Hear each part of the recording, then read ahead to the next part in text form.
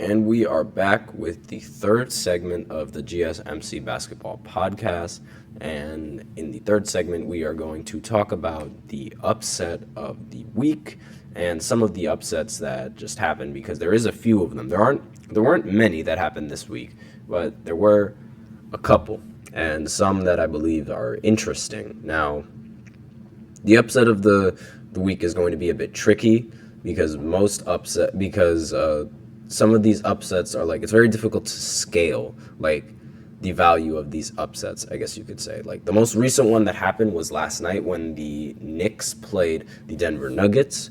They played a pretty intense matchup where the Knicks ended up winning in a huge blowout, 122-84. Jokic ended the game with 31 and 11, so it wasn't like he was playing bad, but the rest of the starting lineup on Denver did not show up. Aaron Gordon was their leading scorer with 12 points, so that basically shows you just how well the Denver offense was that night. The Knicks as a team shot 52% from the field. OG ended up being the leading scorer with 26 points. It was a much more dominant team performance in this win than their usual wins where they have either Jalen or Julius Randle dominate in the scoring. So it's really impressive to me how the Knicks were able to beat the Denver Nuggets.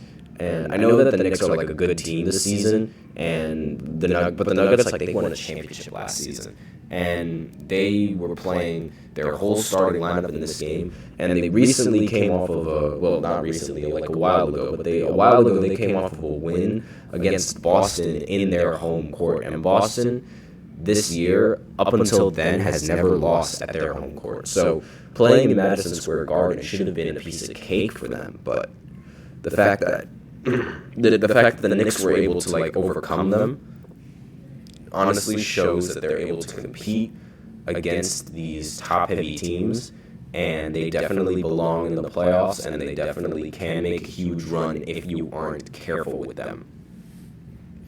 Both teams didn't play back-to-backs, and this is the largest loss of Nikola Jokic's career in the NBA, which is very impressive that it comes from the Knicks. I think this is a statement from the Knicks. This game was definitely 100% a statement game from the Knicks, so it shows that they can compete against all the teams.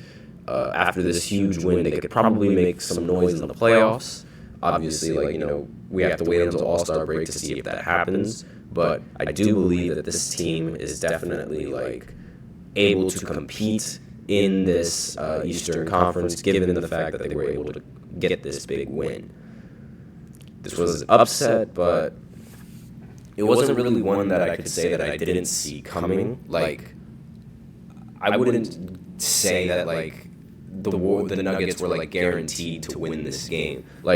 I would assume that they had a very high chance to win this game, but I wouldn't make it I wouldn't definitely choose them simply because I think the Knicks are a pretty good team, and they would have given the Nuggets a hard time. However, I definitely didn't think that they would win by this much.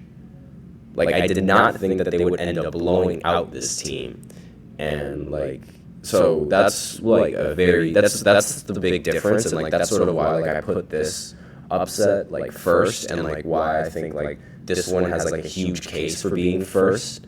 But it wasn't the Wolves losing to the Hornets, which is the other upset that I'll get into right now. So Cat ended the game with 62 points, obviously, but he was having a great game. But towards the fourth quarter, none of his shots were falling. He ended up shooting too many bad shots, shooting really inefficient from the field, and it ended up costing him and the Wolves the game. The rest of the team wasn't playing that mature either, according to the coach.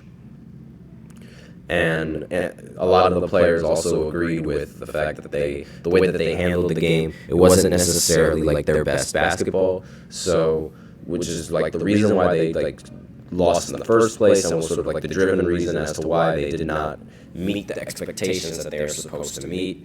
It was more so the team's fault, beating themselves and not taking the game as seriously, rather than the other team straight up beating them. So with that in mind, I don't really know which of these two games sort of deserves upset of the week, because as I said before, if There's some, I'm not sure if there's more value for upsetting when you are like a really low seed and you're upsetting a really high seed, or if you're like two good teams, but like one of them is just slightly not as good as the other, and that slightly not good team upsets the good team. Like, I'm not sure which upset is worse. I think I'm going to give the upset of the week to like the Knicks, because like they're fighting for a legit spot in the Eastern Conference. All of their games are important to determine their seeding. The Hornets aren't necessarily competing.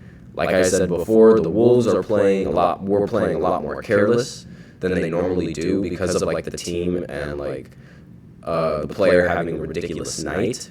So if that didn't happen, if Cat didn't like have such a hot hand, I don't think that scoreboard.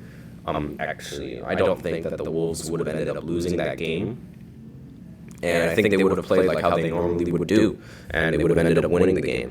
Because like I mentioned before, they, as I mentioned before, like with the Hornets, they aren't competing, so losing to them, but like winning against like other teams is like whatever, because like you aren't going to see them in the playoffs, so it's like you don't have to worry about them, and no one really has to worry about them come playoff time. But when like the two teams are competing for like a big spot and like they could potentially like make it all the way, I feel like that there's a lot more tension and a lot more focus on these games and from these teams, because regardless if they are in different conferences, because like if anything, it gives you like an idea of where like you stand if you were in their conference, if that makes sense. Because it's like, okay, we're matching up against the 6th seed and we're the 1 seed. Let's see if we can compete against these guys in the Eastern Conference, even though they are a lower seed. Like, it's sort of like a West versus East thing, where it's like, let's see if your standing is better than our standing. But that's a different topic, but that's sort of like food for thought. The Knicks also came off of like having the big trade with where they gave up RJ and Emmanuel quickly for OG Anunoby. The trade is working a lot better than what most people expected. OG is a real threat on the defense, and on these Knicks so far, he's been a pretty good scoring option. As I mentioned before, like the playoff implications behind this game, it just gives more value, in my opinion. Other than those two games, there weren't really many upsets that happened this week that are worth like noting. Other than the Philly game, actually, like we could talk about the Philly game. That one was an upset because I certainly didn't think that Philly was going to end up losing that game behind Joel Embiid and his scoring, and the fact that Tyrese wasn't playing, but they still ended up losing that game. So that's very surprising to me. And it might be the upset of the week if the Knicks didn't blow out the Nuggets the way that they did. In my opinion, the reason why the Knicks get the edge on this one was because of how they were able to blow out the Nuggets. Like, it's not more so like just the fact that they were able to beat them, but also like how they were able to beat them. They didn't even crack 100 points, and they completely like got destroyed in the scoring department. So it's like that win feels like it's a little bit more impressive to me. But again, like if that didn't happen, like if we're just talking about like an upset alone, I believe that the Philly game and the Pacers deserve upset of the week. Like if we're just talking about upset alone, because if I had to pick if I had to pick a team from last night that I definitely thought was going to win, it was going to be Philly. So I will definitely give the Pacers credit for doing that, but let me know what you guys think in the comments, and what do you think was the upset of the week. But with that in mind, we are running out of time for this next segment, so now we are going to get into the fourth segment where we talk about the possibility of Stephen Curry matching up against Sabrina Ionescu from the WNBA in a 3-point shooting contest. So tune in for that after this short break.